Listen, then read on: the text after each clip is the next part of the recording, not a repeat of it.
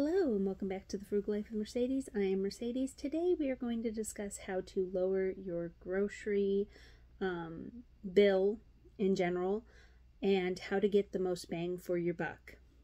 The things in this video are not revolutionary. I'm sure you already practiced them or have practiced them and have heard other people say them. Probably have heard me say most of them.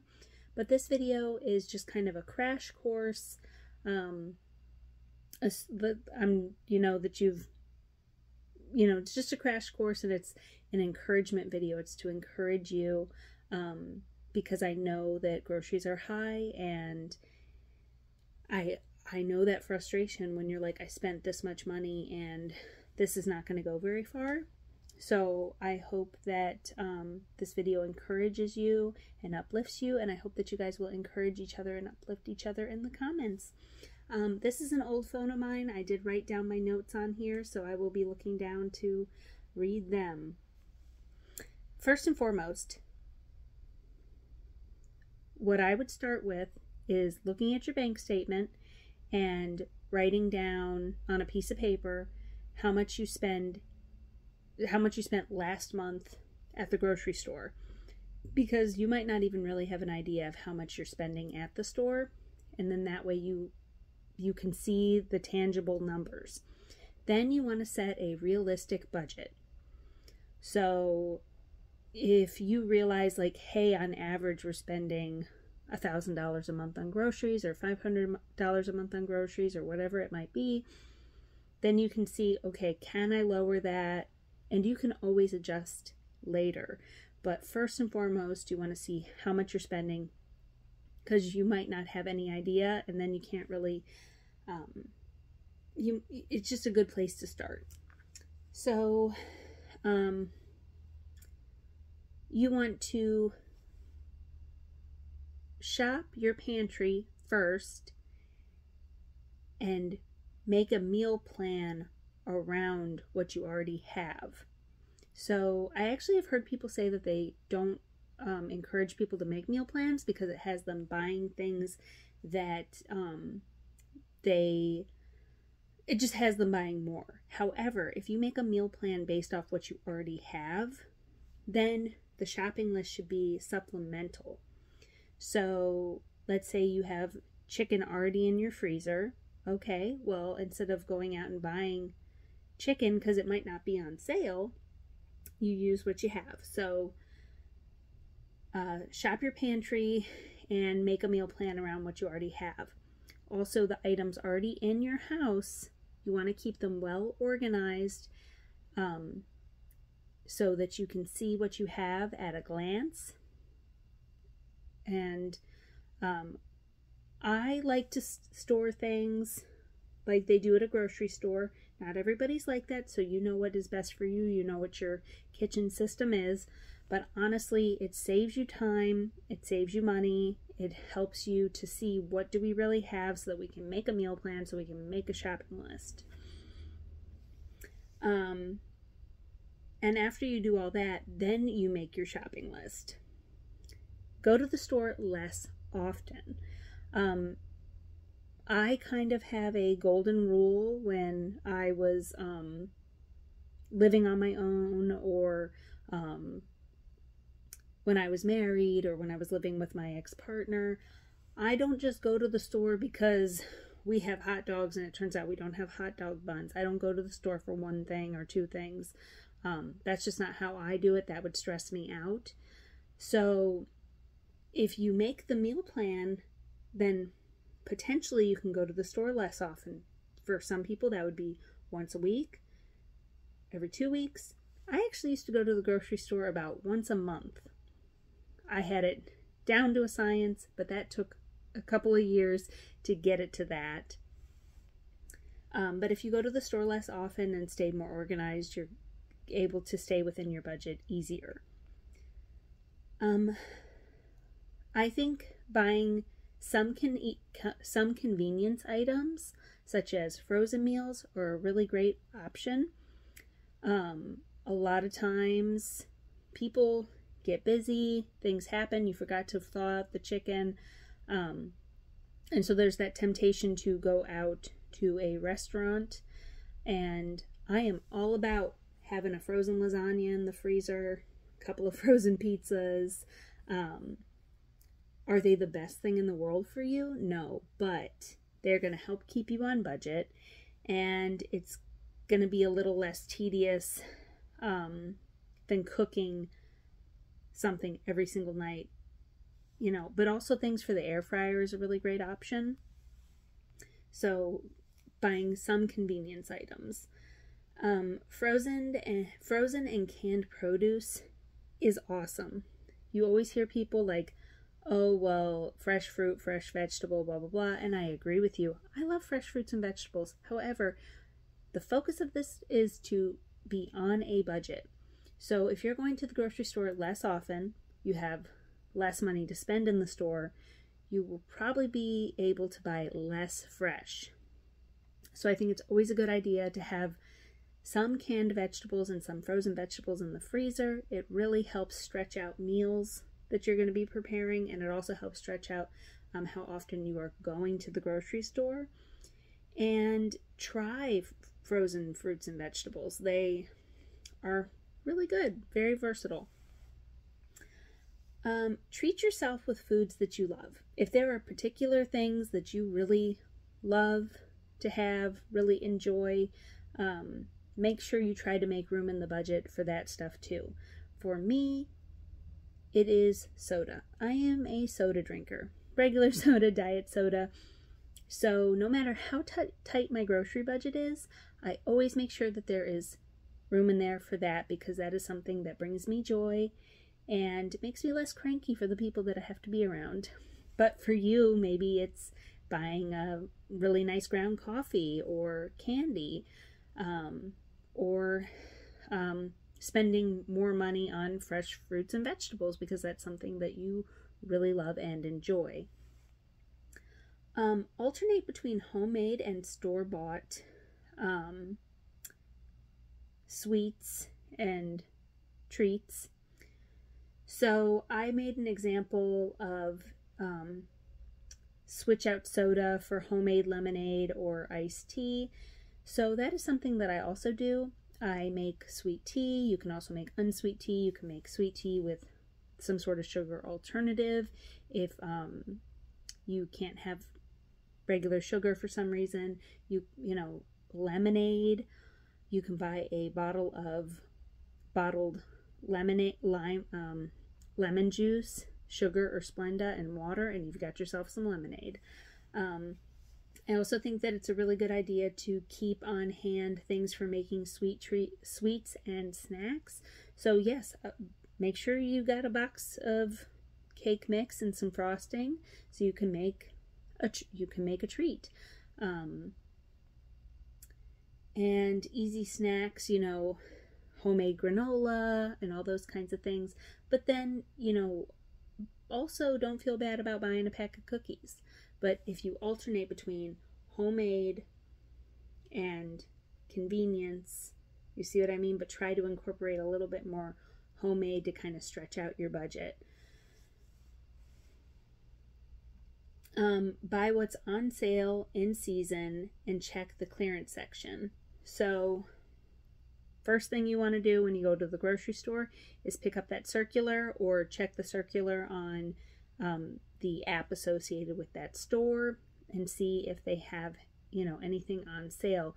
So let's say you want to make chicken and you see that they have, you know, you're going to make chicken breast, but then you see that they have chicken thigh on sale.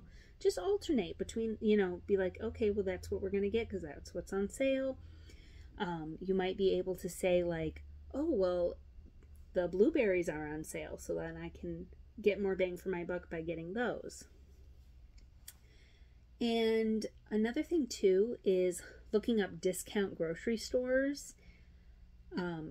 We have they call it like a bread thrift store, which I don't really know why they call it that, but local bread manufacturers take the bread there, and I don't really know exactly how it works because you pay for it. but you can get loaves of bread for really cheap. It's gotten more expensive over the years, but I remember my parents going there when I was little, and you could get bread for a fraction of the price at a regular store.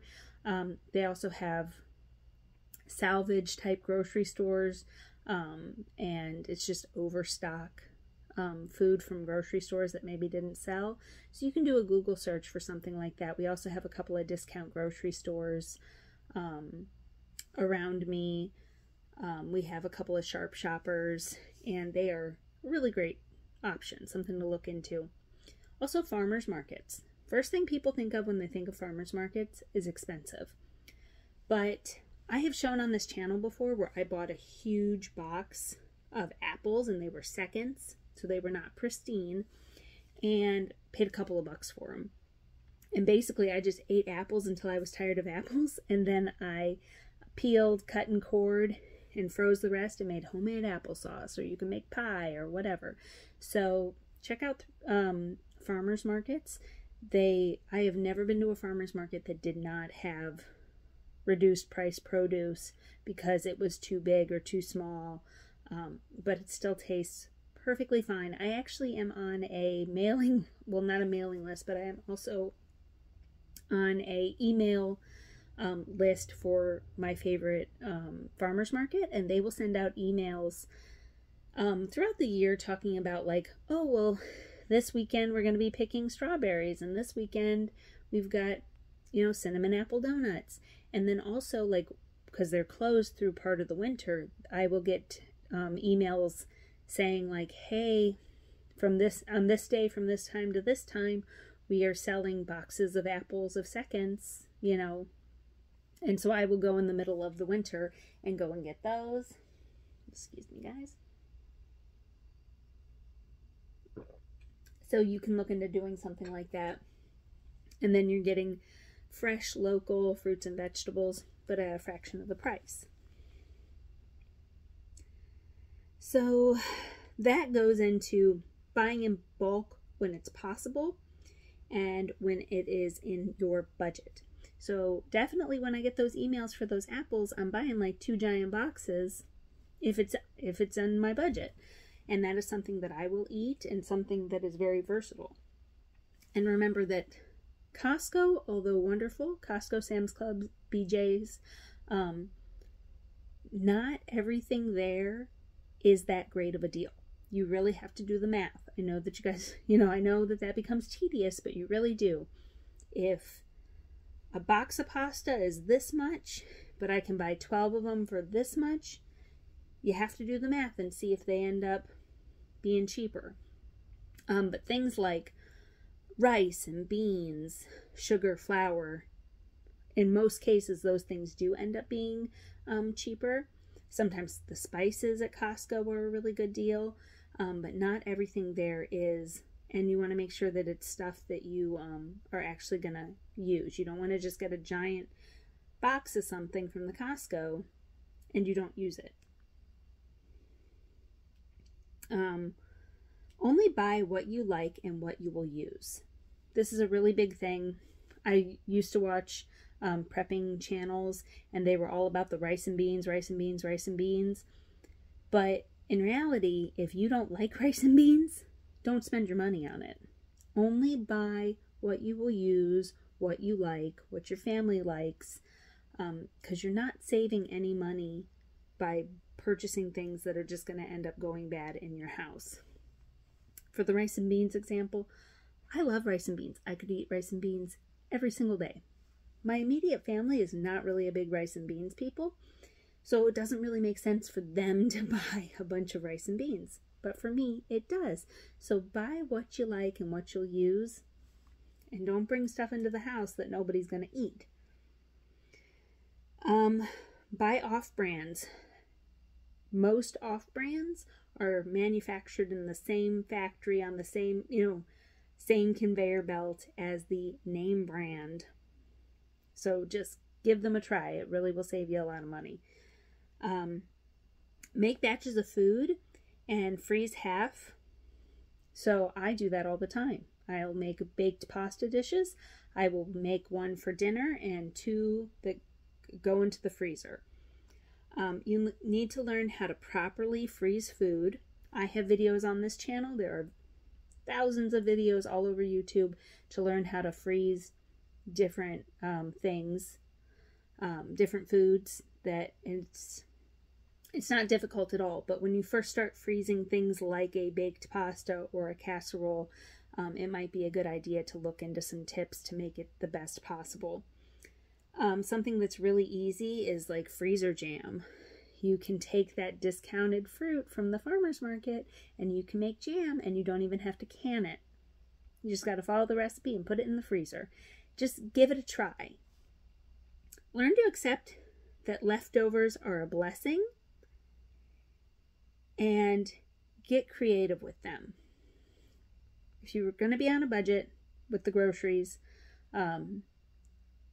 you gotta see that leftovers are a blessing. You don't need to eat them all right now, and you don't need to eat them in the same way as you made them, but really encourage you guys to eat those leftovers. You guys have seen some crazy meals that I've put together, because I'll be like, well, I got a little bit of this and a little bit of that and a little bit of this, and that is dinner.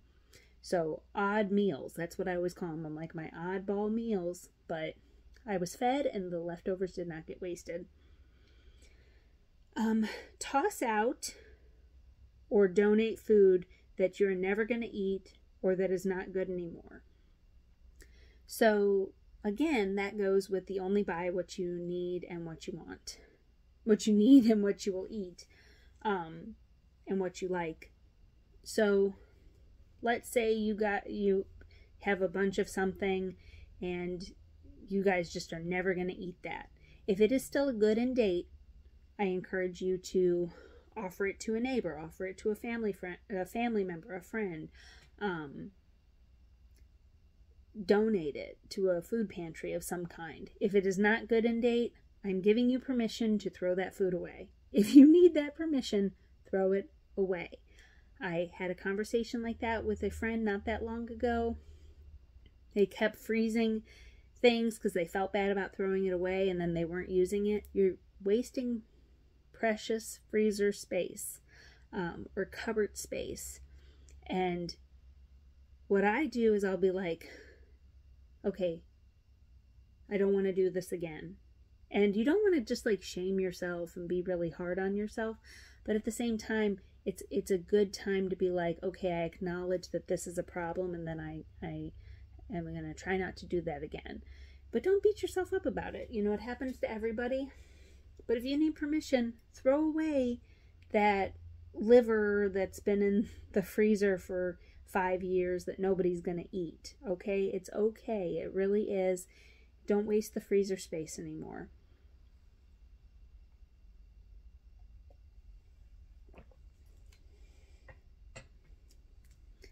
Let's see.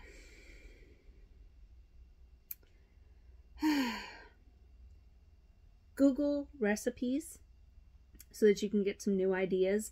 So then you're not eating the same things over and over again.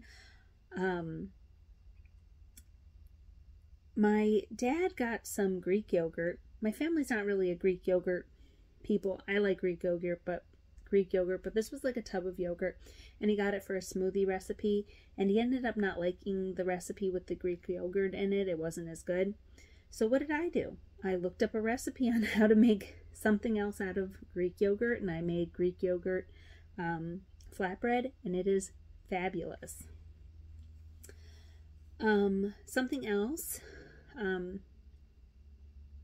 eat less and or more reasonable portions and come back for seconds. So I'm not telling you guys to go hungry. I'm not telling you to, anything like that. But what I like to do is I take a small plate, I take a portion, I eat, I wait a few minutes, I let it sit in my stomach, and then I go up for seconds. That's much better than having a plate and just piling it. One, it's much better for your health to eat the smaller portions and then come back. And two, it'll help you with your grocery budget, because I can guarantee that once you do that, then it'll encourage you to see how much, if that makes sense, guys, you know what I mean? Like, I'm not saying go to bed hungry. I'm just saying, like, try smaller portions and then coming back for more. And you'd be surprised how much leftovers you have after that. Eat less meat. Meat is very expensive. So if I make 2 pork chops, that is going to be 2 or 3 meals for myself. I am not anti-meat by any means, but not the whole family doesn't each need a piece of meat this big with every meal. So that's something, you know, eat a little bit less meat. Add more vegetables to your meals or as side dishes. So things like carrots, potatoes, onions, those have a really long shelf life. And they are normally very cheap. So add cheap vegetables to bulk up a meal. I pretty much always have potatoes or carrots like as a side. That's a good thing. Another one is bread at every meal.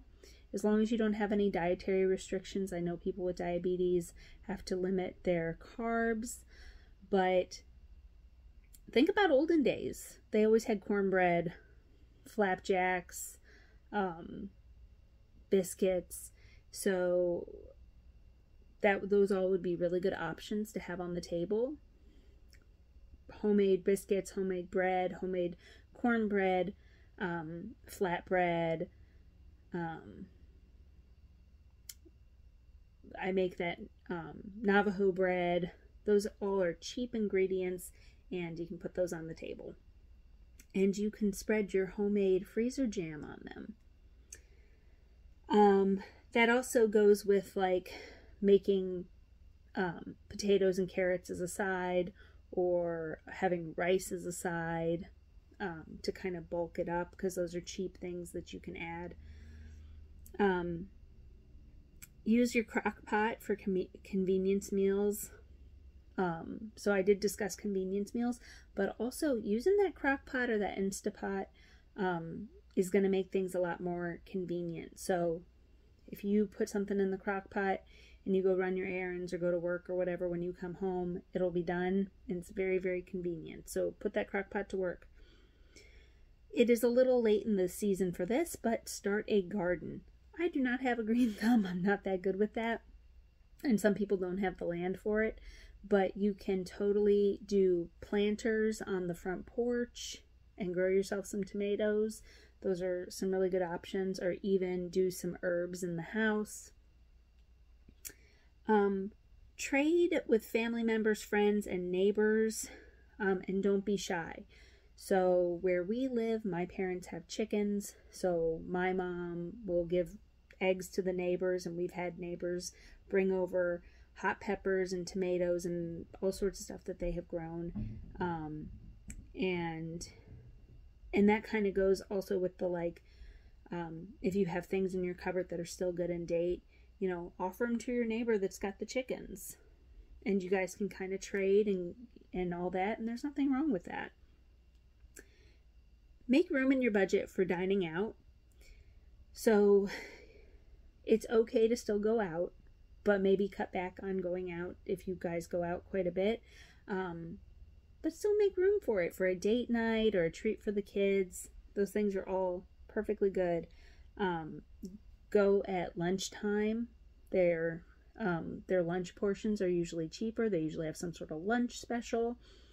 I know when Brandon and I go out, not every time, but there's a lot of times where we will pick an appetizer and a meal, and we will split that, and that usually ends up being the perfect amount of food for us.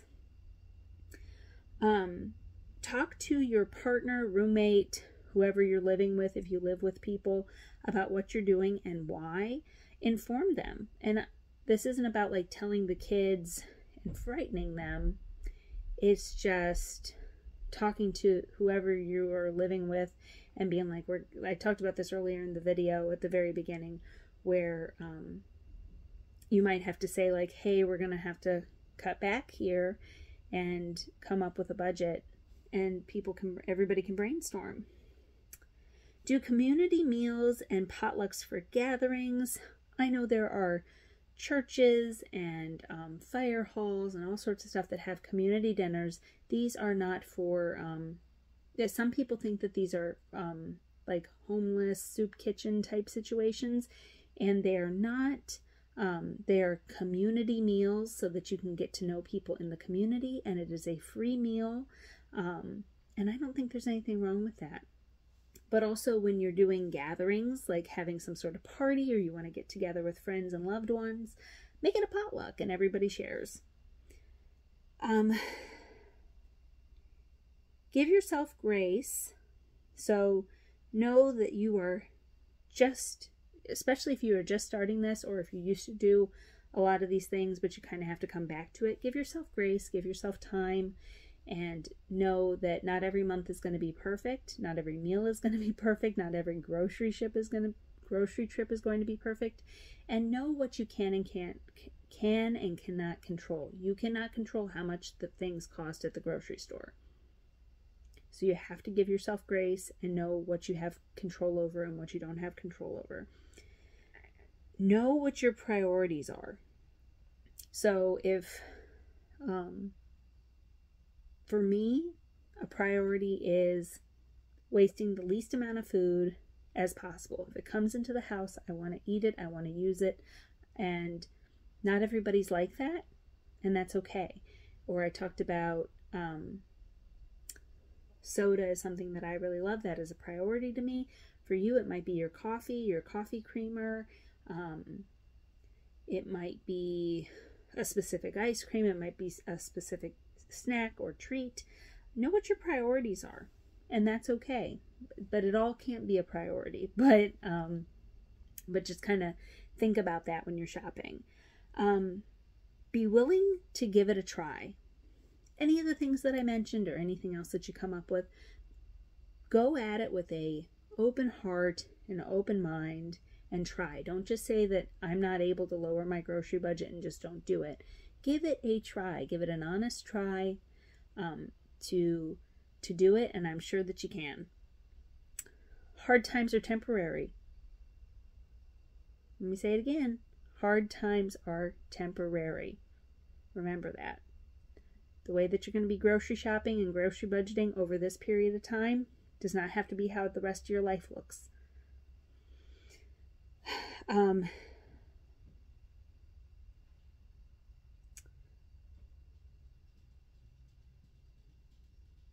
Make the decision to make a change and stick to it.